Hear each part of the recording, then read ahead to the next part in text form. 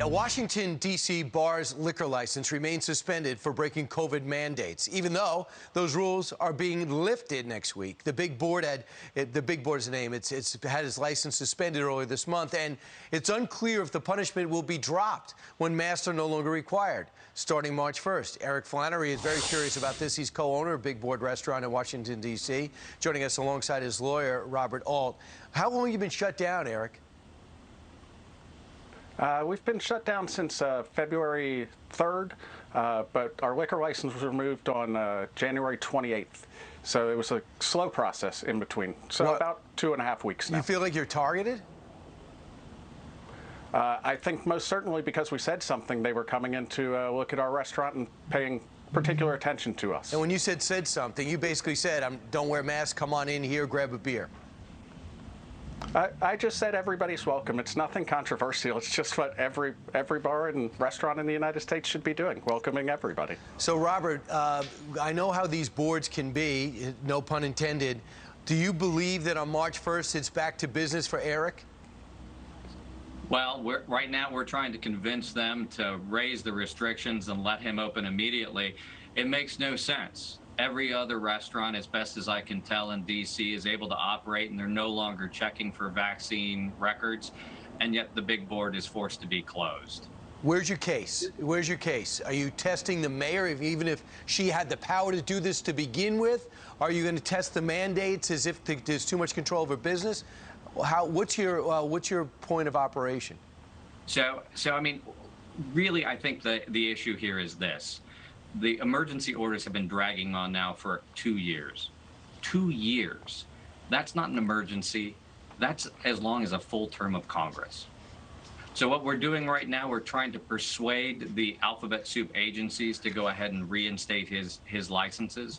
And if they fail to do so immediately, then the Buckeye Institute will see them in court. Do you think Rand Paul's presence down there helped too, Eric? Or do you think that they, since he's been antagonistic towards these mandates, that added to it? I think it helped. I think having a lot of diverse views and a lot of people down at the big board has always been one of our values. So we were happy to have anybody, and especially those who are willing to help us try and get back open and defeat these mandates. How have you survived as a small business owner?